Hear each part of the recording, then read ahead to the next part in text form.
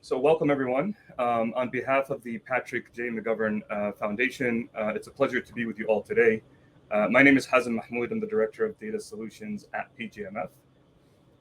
I'll tell you, this is an exciting time for us for several reasons. First, we will be sharing with all of you our first product prototype called JournaPilot that our team has been working on for the last few months. Second, and more importantly, I'm excited about the conversations that will come out of this event today. And as I think about the applications around generative AI and how they continue to grow in our society, it's essential to think about the safe and ethical uses of these technologies and the products that come out of these. And all this is grounded in our mission at PJMF, which is dedicated to advancing artificial intelligence and data solutions to create a thriving, equitable, and sustainable future for all. And this is especially important as we think about the most vulnerable communities in our society. But I'm getting ahead of myself right now. First, let's go to a few logistics. This will be our agenda for today. So we'll do some introductions just so you can all meet the data solutions team here at PJMF. We'll talk a little bit about why we chose journalism. I mean, we're issue agnostic in the sense that we develop products across, different issue areas such as climate, refugees and so on. But right now our focus is on journalism. We'll go ahead and we'll do a live demo of JournaPilot, this new product that we're excited to show you. And then we'll have some discussions around it and finally some learnings. And at the very end, we'll have a call for community engagement. And really what we're looking for here is to work together with the community to identify what needs to happen further beyond what we've already worked on here. This is the data solutions team. Again, myself, Hazem Mahmoud, Vanessa Studnick, our technical product manager, and Valmik Patel, our data scientist. We are actively hiring for a software development engineer as well. And the team is continuing to grow. But the charter of our team is really around identifying, developing, and deploying strategic data and AI solutions. And the key here is that we actually go through the process of trying to identify the types of products that are needed in our communities today. We also develop those products in-house, so we don't outsource it. And we deploy them as well on our infrastructure. And all this is to allow us to work closely with the end users and with the communities that we're serving to make sure that we're building safe and equitable solutions. Now, before we began our design and development efforts, we sat down to think about what are the design, development, and deployment principles that drives the work that we should be doing. And these are the principles that we hold ourselves accountable to. And this is important because these are the types of principles that not only technologists working in the social sector need to be focusing on, but technologists and developers across the entire sector need to be focusing on as well. We've divided it into two main areas. One is the people and community focused, and the other one is on the technology side.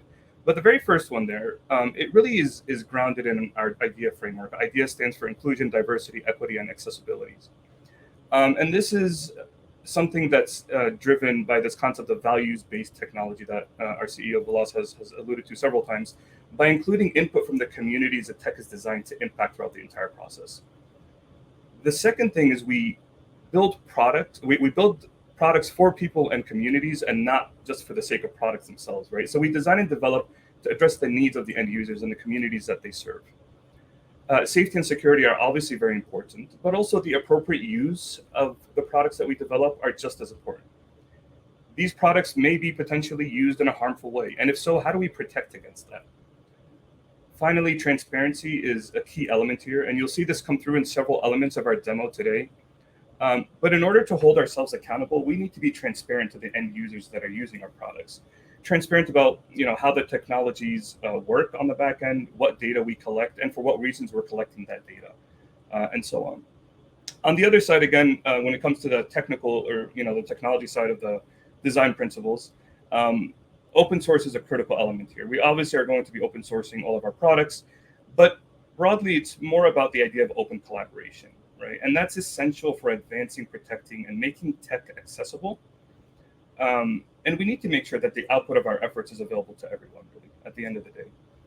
We also build on existing technology, right? So the very concept of technological convergence, right? It's the basis of advanced technical innovation.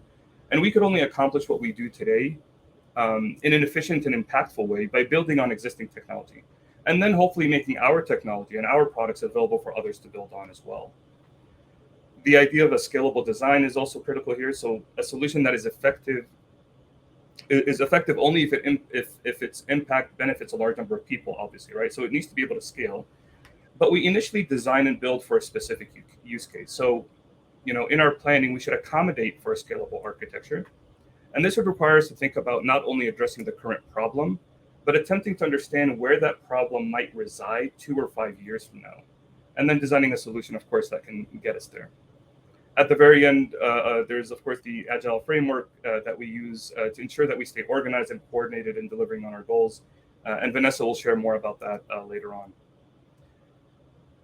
I'll stop there, but these really are the principles and the things that we need to have conversations on and around. And I'd love to hear from everyone, what else may be missing here, right? There's a comment section, of course, and we'd love to hear, get feedback from you as the presentation is going on. We'll have several stopping points that we could address some of the questions that you might have. So as of right now, I'll just pass it on to Vanessa to take us to why journalism. So why journalism? Here at the Foundation, we know that supporting journalists in today's digital age is vital. That's why we're super excited today to not only demo our early stage prototype, but also really engage you in this discussion. So as Hazem just mentioned, please feel free to add your comments, questions, and thoughts as we continue on today. So to dive into why journalism, a little bit more. So one of the things we've seen recently is newsroom employment has fallen very drastically. In addition, we've seen a huge increase in independent and digital native journalism. With that, about 94% of journalists, use social media, and generating social media posts can take a substantial amount of time.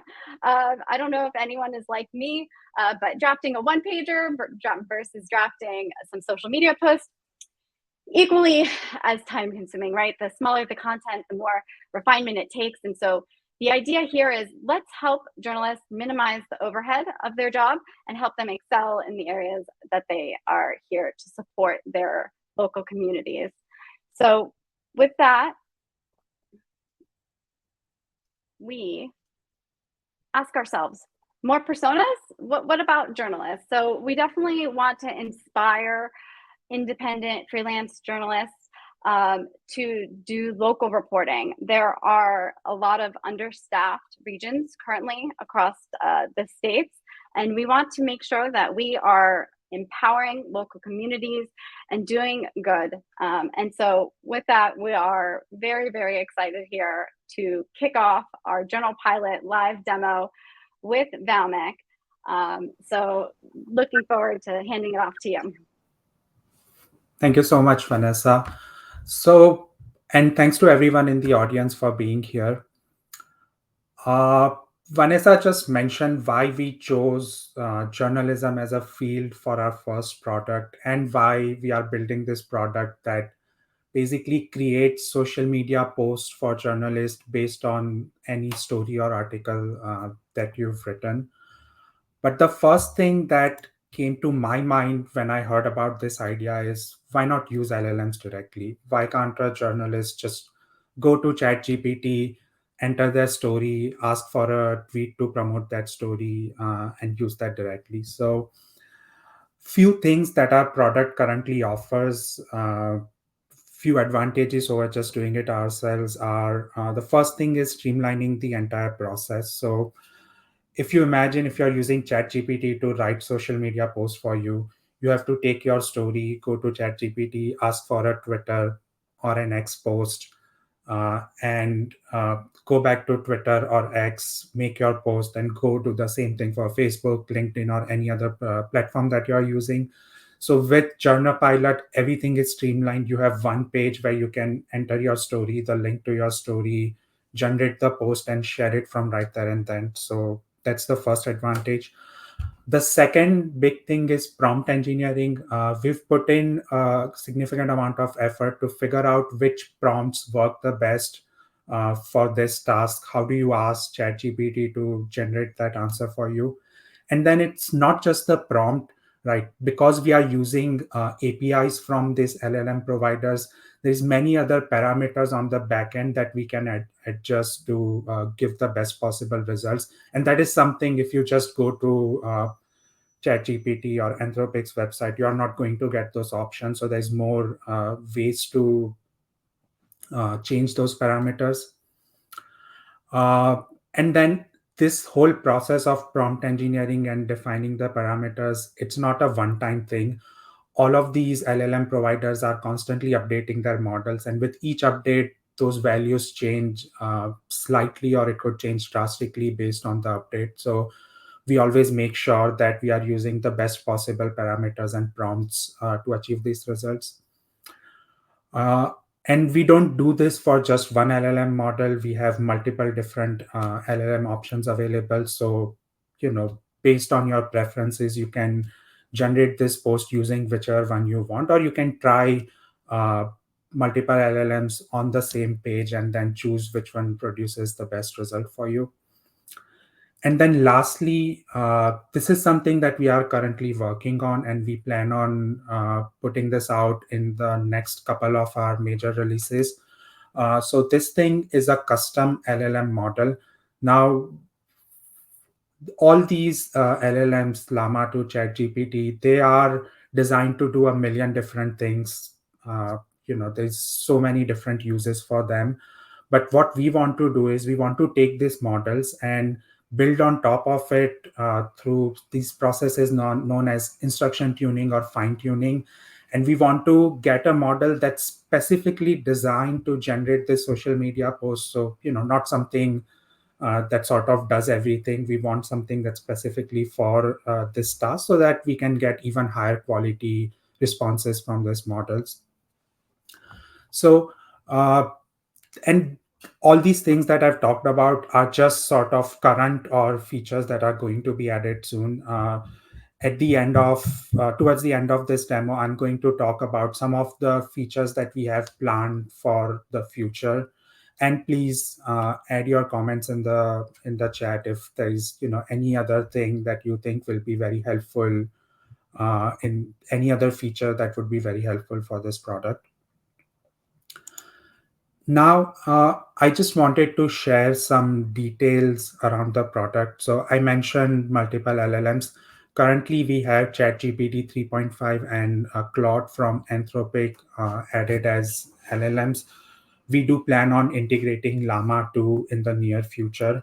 And we are always exploring additional options and seeing what works best. And we are open to adding any other platform that the community thinks would be appropriate. So please, again, if you have suggestions for other LLMs that we could potentially add, please add them in the comments. Now, the next few things that I will talk about, you can connect all those things back to the design principles that Hazem had mentioned earlier. So, things like being people focused.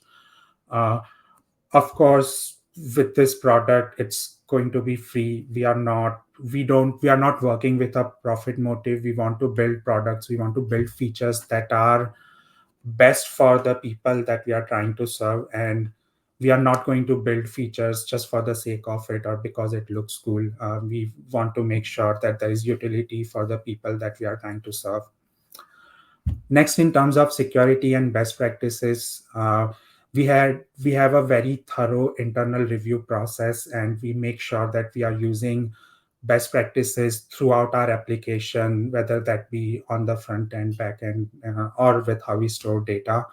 And we try to not collect any data that's unnecessary that we don't need, and we treat your data with utmost respect, and we make sure that it's safe and secure when we do have the need to collect anything.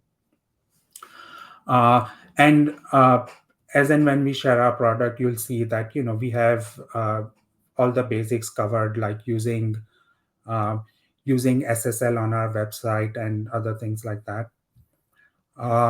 Next thing that was very important for us, and a decision that we took right at the beginning, was making sure that our product is open source.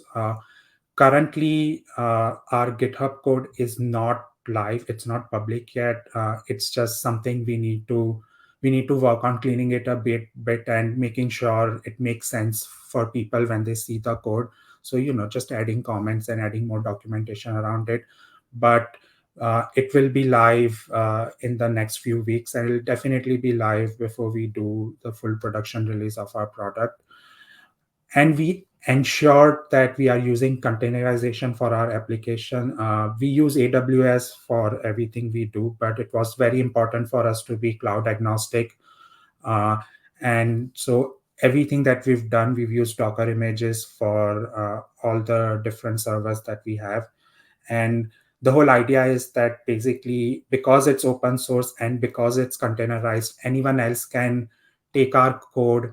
You can add your own API keys for OpenAI, Anthropic, etc. You can build on top of it and deploy something similar internally if you want. We want complete transparency here, and we want everyone to be able to see and use our code. And I think another huge advantage of it being open source is that you don't have to, when we say that we don't collect any unnecessary data, you don't have to just blindly trust us. You can actually look at the code and verify it for yourself that you're not doing it. So it just brings in additional transparency. Now, having said all of that, let me move on to the actual exciting part, which is the product demo itself. So let me just get my screen ready. And yes. All right, cool. So this is what our product looks like. Before I do anything else, I'm just going to go to this tab and submit this, in the interest of not having awkward silences during the demo. All right, so this is what the product looks like. So this first field is where you enter your story. When I start typing anything here, you can see that we don't support stories which are less than 200 characters. First of all, 200 character is maybe 3 or 4 sentences. So we don't expect there to be any stories that are that short. And also we observed that when we try to generate social media post for a piece of text that's so small, we would either get just like 1 sentence responses which didn't make sense, or it was just the whole story as a social media post. So it didn't make that much sense to us. Unfortunately, we also have a upper limit right now, and that's just due to a limitation on OpenAI side. I won't, in case someone has worked with OpenAI API before, it's due to the max token issue.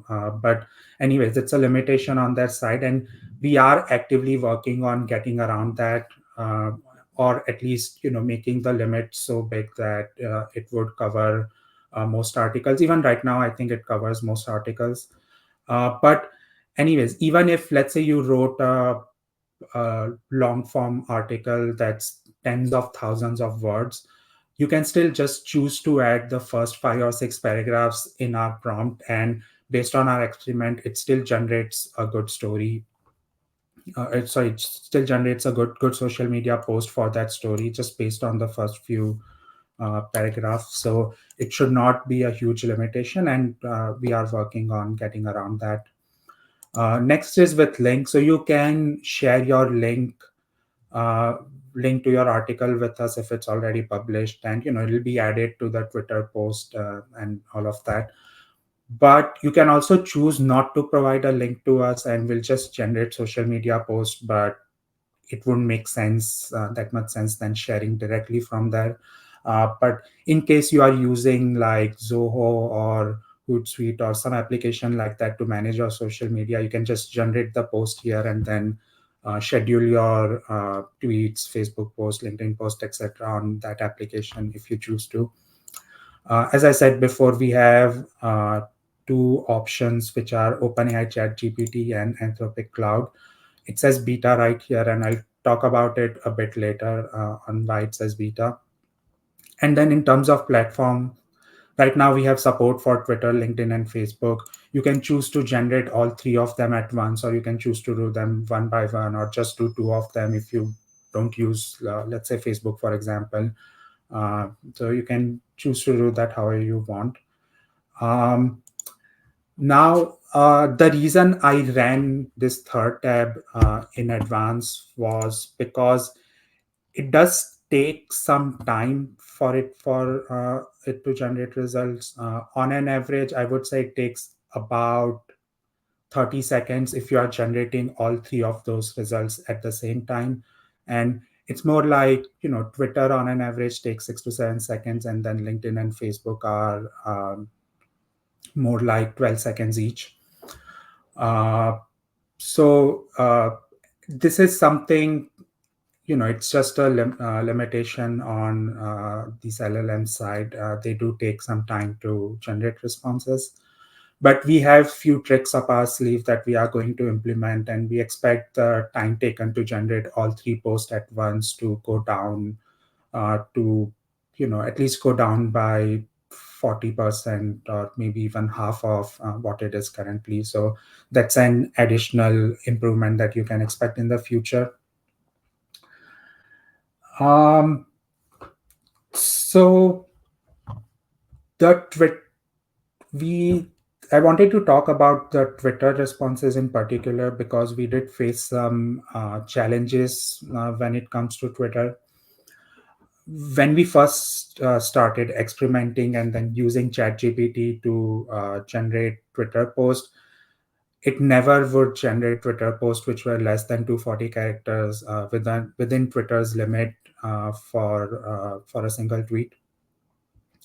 And even when we would prompt it, it wasn't consistent enough, and we had to first do some prompt engineering to figure out what's the best way to get responses which are less than 240 characters consistently. And then we had to implement reprompting and be a bit creative with it to make sure that more often than not we do get responses that are within the character limit. So again, that's just one of the reasons why our product adds a lot of value over just using LLM directly.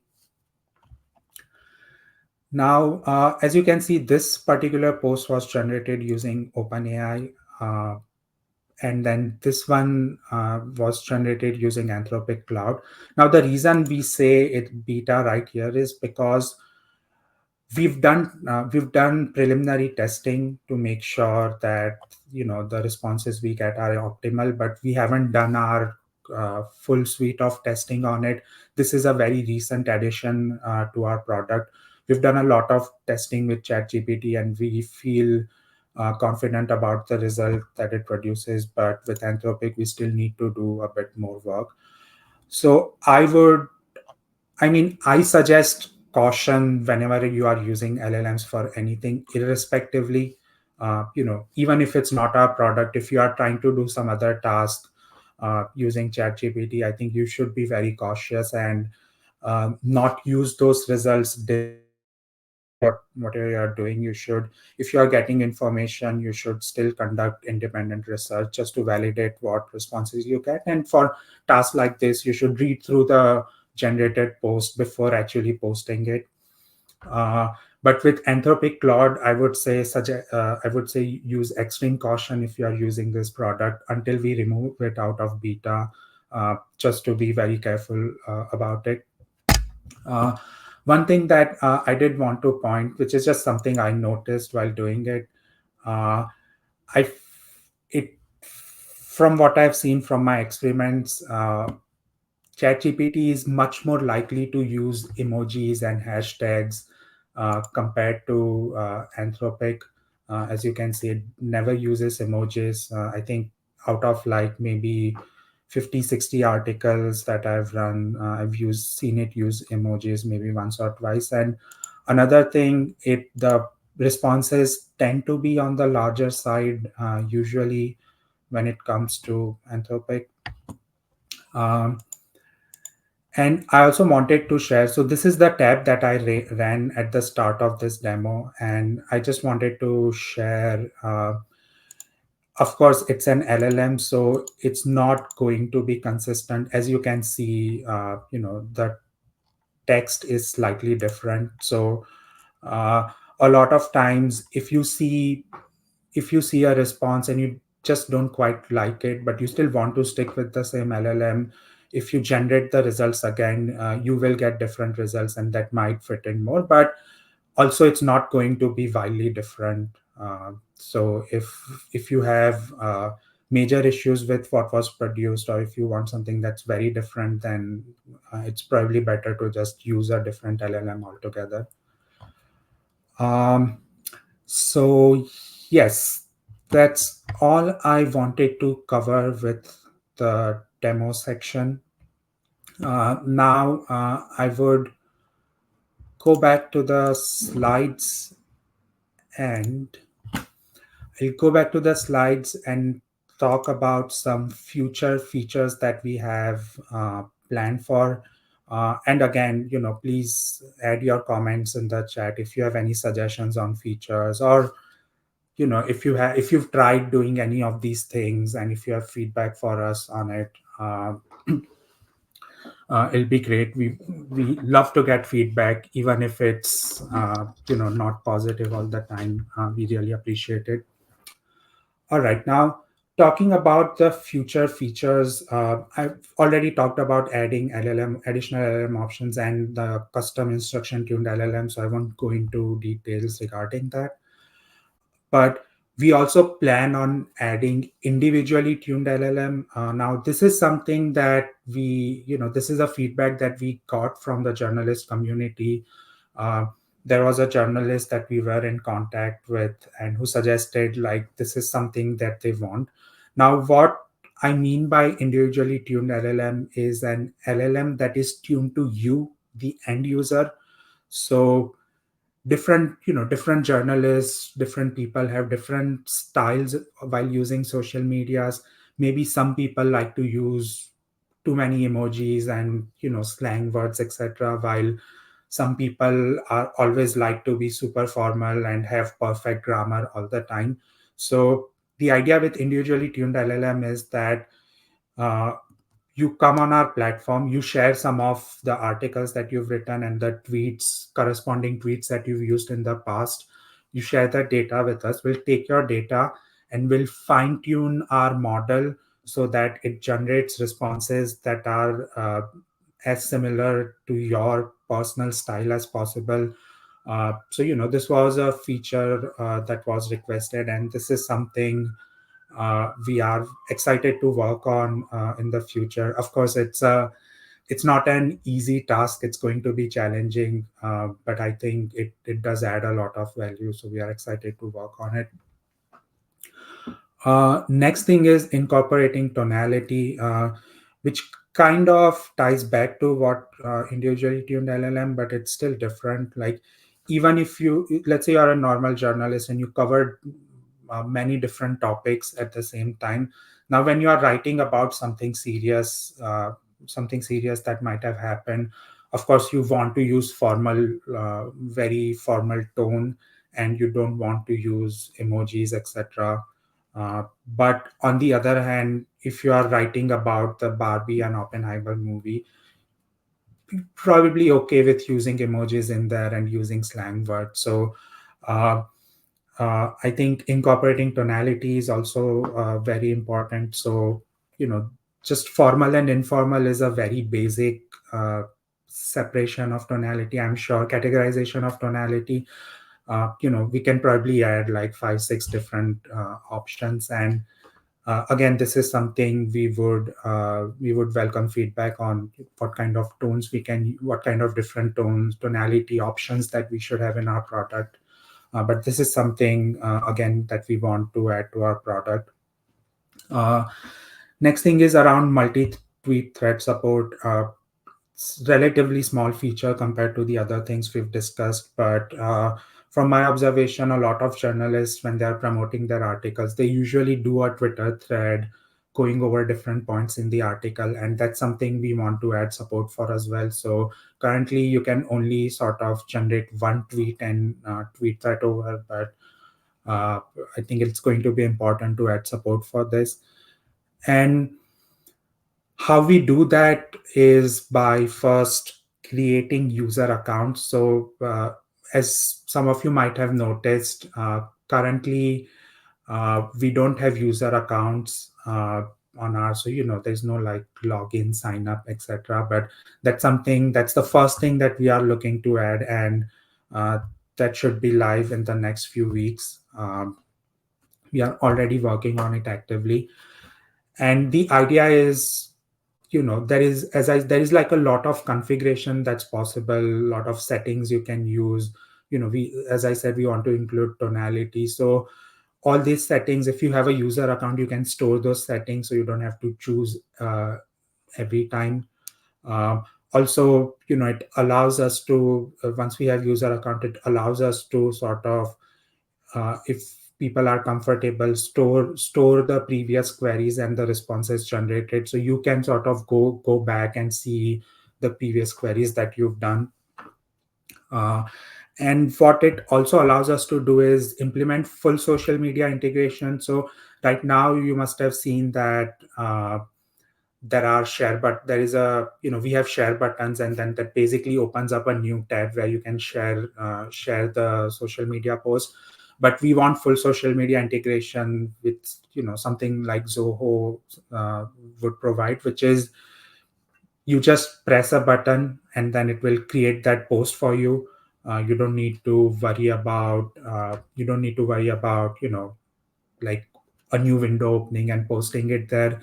uh, it also allows us to sort of, you can see your previous tweets that you've made through our platform, see what kind of engagement you got, what kind of views you got on that tweet, and adjust your strategy accordingly.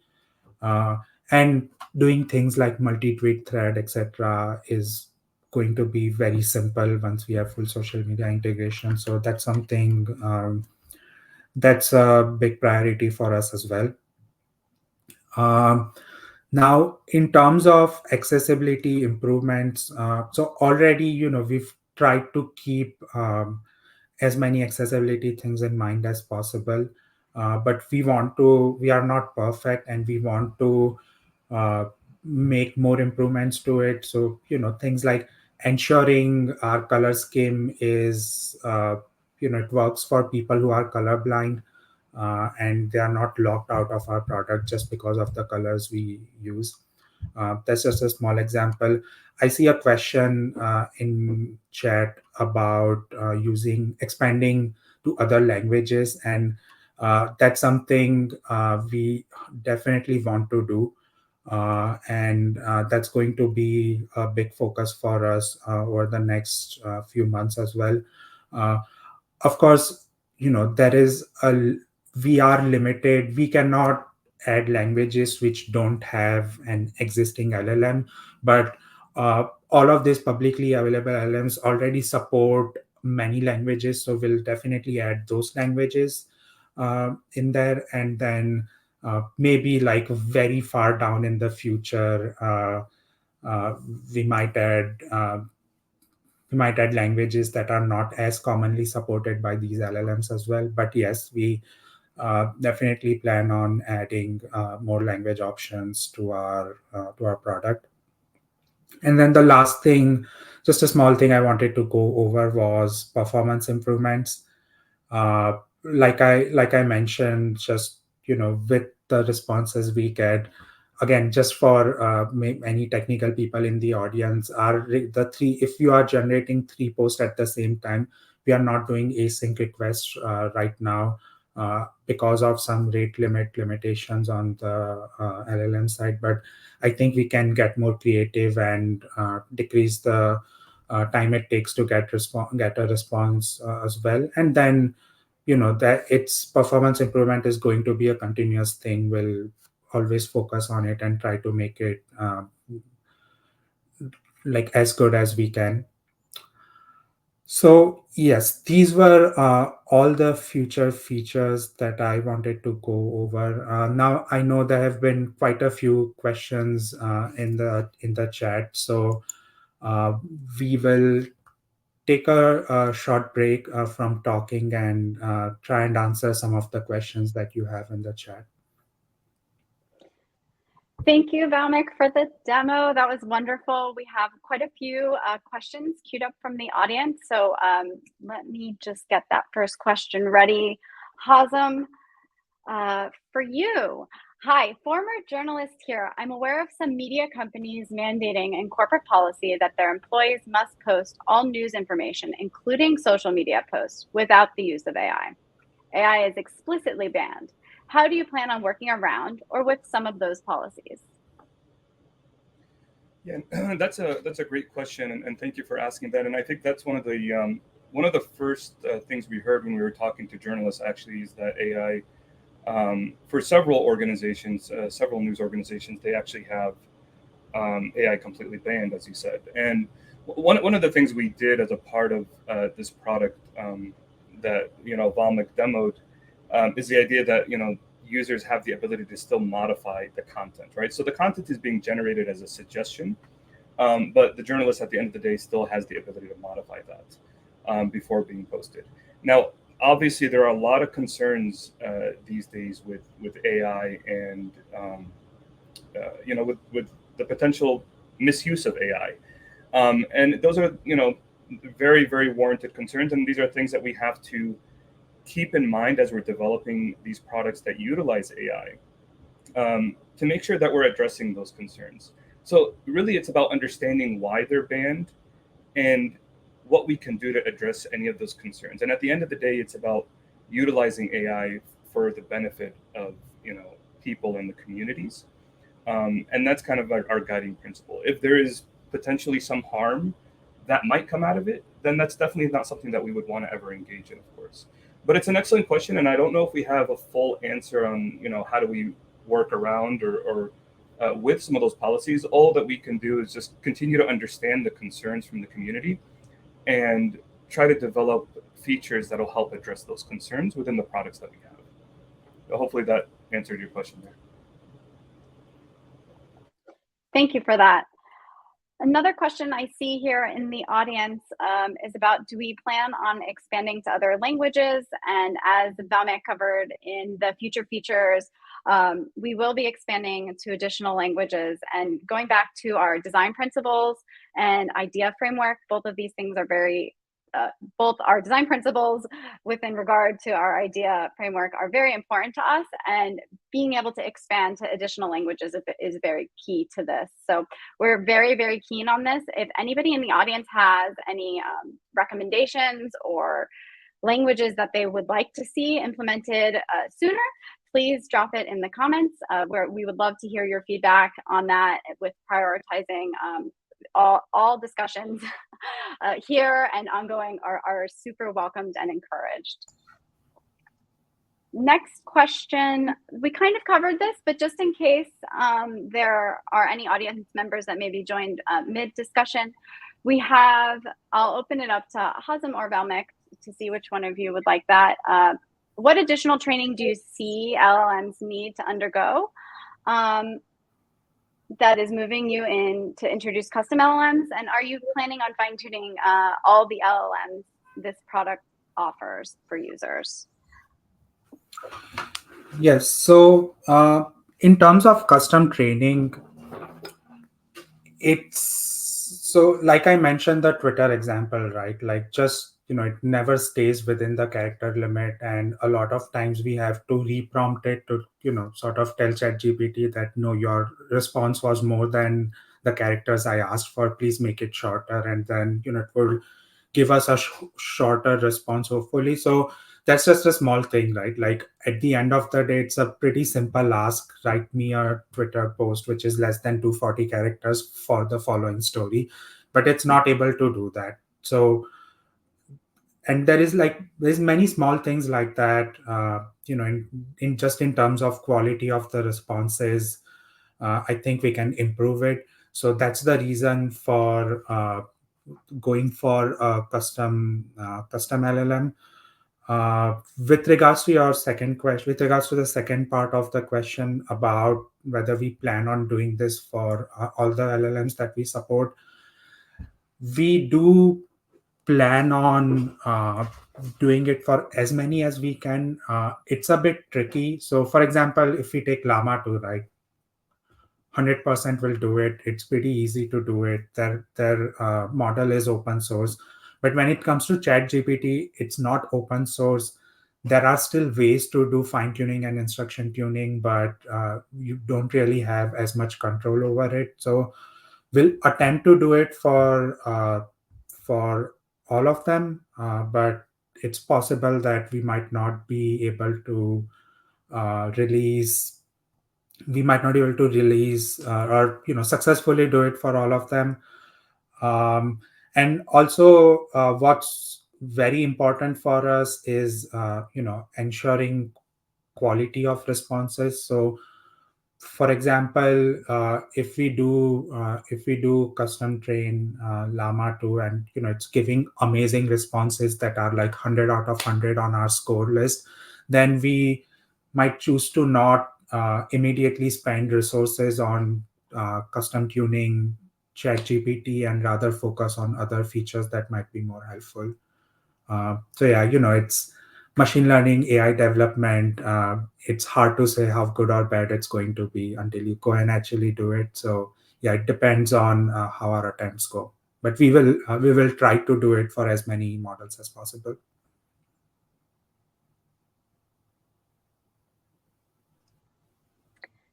Thank you. It looks like we have one more question in the queue. This is awesome. Have you considered a future TikTok option and integration as well? I know of many independent journalists on the platform, so it could be a really great opportunity to expand reach. So I'll kick it off by saying, yes, we have considered this. This was something that we had initially scoped for this prototype, but we've had to adjust priorities as we do. But maybe Valmik or Hazem, if you would like to kind of jump in and explain a little bit about why we technically decided to make that decision. Yeah, sure. It's just way harder than doing something that's text based. We actually, in our product originally, uh, we had not TikTok, but we had image generation. So you can generate images for your article, but uh, it provided some of the results it provided were very abstract. And then also we talked to a few people in the community, and they mentioned that yeah, we don't really care about image generation, so we didn't go with that option. When it comes to TikTok, it's video generation, which makes it uh, even more complicated to do that. And also with TikTok, like let's say we just wanted a video with some random background music playing and then uh, just the text appearing. That's something that's relatively easy to do. But from what I've seen from journalists, a lot of times they might have screenshot of their article or they might have images of their article. So we would need to tightly integrate with the TikTok API where we generate this something that's more like text based, and then uh, journalists can add other images from their article, or maybe we generate images in the future as well. So yeah, it's just a lot more complicated than Facebook, Twitter, or doing LinkedIn posts. But it's definitely there in our roadmap. It's everyone, all young people are using TikTok right now, and it is the biggest social media platform. So we definitely want to support it, and it is part of our roadmap. All right. Well, thank you, everyone, for all of the great questions and discussion.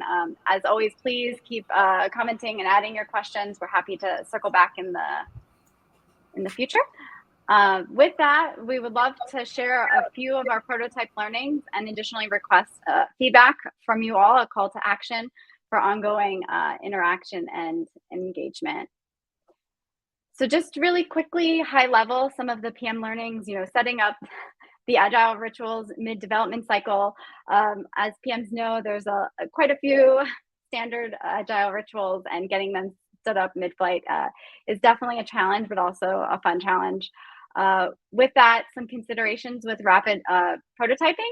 operational excellence, like going back to our design principles, we care about making sure that we build safe, secure products and that we are transparent as well. And so with that, we've set up different operational streams within our team to address IT reviews, risk reviews, as well as legal guidance, and making sure that we're building safe tools for the community. Additionally, I've played the role as UI UX designer a bit as well. So if there's any PMs that want to talk about that in the future, please feel free to reach out to me. With that, I'll hand it off to the team to discuss tech learnings. Thank you, Vanessa. So for anyone who is a technologist in the audience, this will be very relevant to you. So I was in a pretty unique situation while working on this product. I'm not a software engineer. I'm a data scientist. I mostly create machine learning models and do data analysis, A/B testing, things like that. Of course, I'm comfortable with coding, but that's not my bread and butter. But for this product, I had to do front end, back end, DevOps, CI/CD, all those things myself. I had to figure out how to do it. So one thing that was very important was, using, not reinventing the wheel and using ready-made solutions, just in the interest of time and just because it's much easier for me to do. And I do feel like we got a lot of learnings out of that, which we want to share with everyone. I think this will be very helpful for anyone who is in my situation, where you are the only or one of the only tech person on the team, and you kind of have to do a lot of things yourself. So I won't be able to go through all of them in detail, of course, but I highly encourage anyone who wants more details around this to reach out to us, and we'll be happy to share resources with you. So the first thing was, around Lightsail, EC2, Lambda. As I mentioned earlier, we use AWS, and there is a few different options.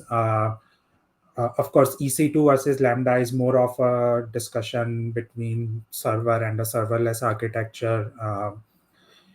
You can clearly, you can find what that means, and what the pros and cons of each are easily. But I wanted to talk about Lightsail a bit, and that's what we are using. I think for small products and for prototypes, Lightsail is really amazing because it tells you the cost of front. You don't, with EC2, it's like impossible to predict what cost it's going to be. Yeah, I've been using this for a long time, and I still struggle with it sometimes. But the biggest thing about Lightsail is that it tells you the cost upfront, so you know how much you are going to spend, and it's very easy to set up and get, start working with it. So I would recommend, I'd recommend people uh, consider that as an option if you are building a small product or a prototype, something like that. Next was about analytics tracking. Of course, Google Analytics is the most used analytics tracking software. This is old data from like 6-7 years ago, but back then I think 60-something% of the websites had Google Analytics script on it. Not something we wanted to do at all. We don't want to share our data with any third parties. So what the option we went with was Plausible, and we self-hosted Plausible. They make it very, very easy to do. You can just, you can just take that Docker image, put it up on some server, and you have your own analytics server where you're not sharing data with anyone else. And then some other things were Nginx and Let's Encrypt for reverse proxy and automated SSL renewal.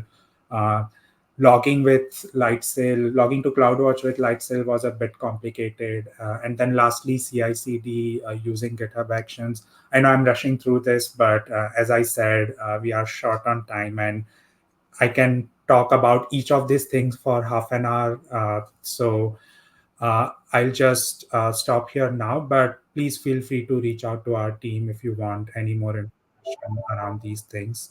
Um, Having said that, I'll hand over to Vanessa for the next part. She'll tell you how you can reach out to our team and how you can help us test this product as well. Thank you, Valmik. Yes, so a huge goal of this event is open call for feedback, ongoing discussion. We would love to identify some testers, maybe some power users. Mary has just dropped a link to our sign-up form, so please take a look at that. It's in the comments for this event right here. Super excited to have been able to share with you all this public demo of our, first prototype.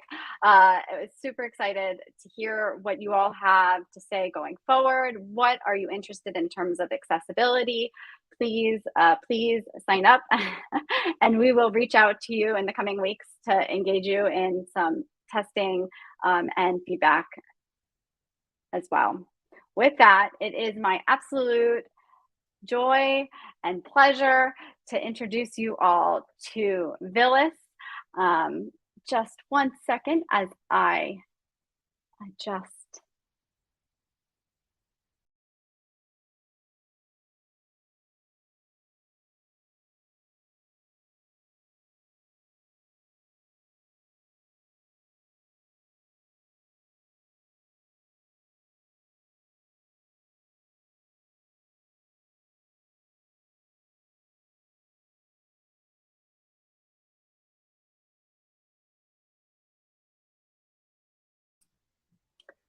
It looks like I can't hear you, Vilis.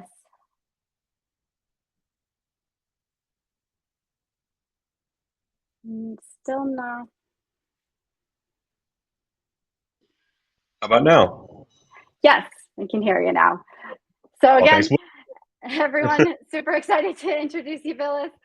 Thank you so much for being such an inspiration for our team, and we're so grateful that you were able to join us today and include some closing remarks. Oh, Vanessa, you're very kind. Thank you all. It wouldn't be a tech demo with at least one good tech hiccup. I'm glad I could offer that to you all. Good afternoon, good morning, good evening to our global audience. I just have to begin with expressing my deep gratitude to the entire community that's come together around support for the data solutions team. If our beginning hypothesis and our conviction is that products that make the world better can only come from the lived experience of people and communities at the front lines, then the incredible outpouring of support that tens or hundreds of conversations that have led to the creation of JournaPilot are just one more indicator of the fact that building ethical, meaningful, responsible technologies isn't a responsibility that we leave only with our technologists or even with only our social activists. Rather, it's a shared journey. It's something that requires deep collaboration and communication across communities, across technical skill sets, and results in the kinds of prototypes that we've seen today.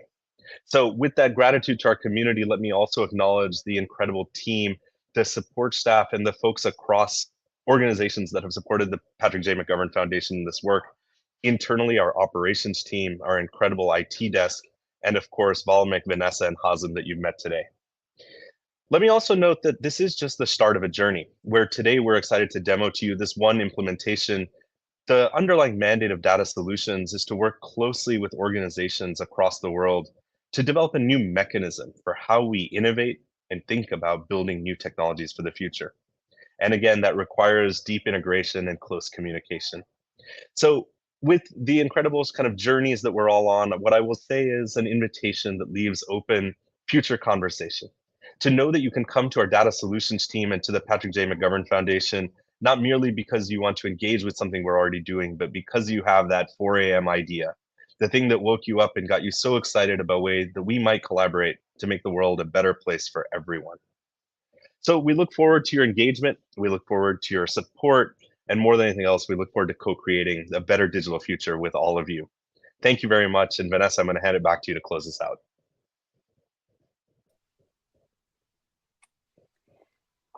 Thank you, everyone, for joining. It's been a pleasure to speak with you all today. We will be sharing the link to sign up again after the event. It looks like there may or may not be some permission issues on that front as well. So we'll be sure to send out a follow-up and share the link with you all. Please like, subscribe, and engage with our discussion going forward. Cheers, everyone. Have a wonderful day.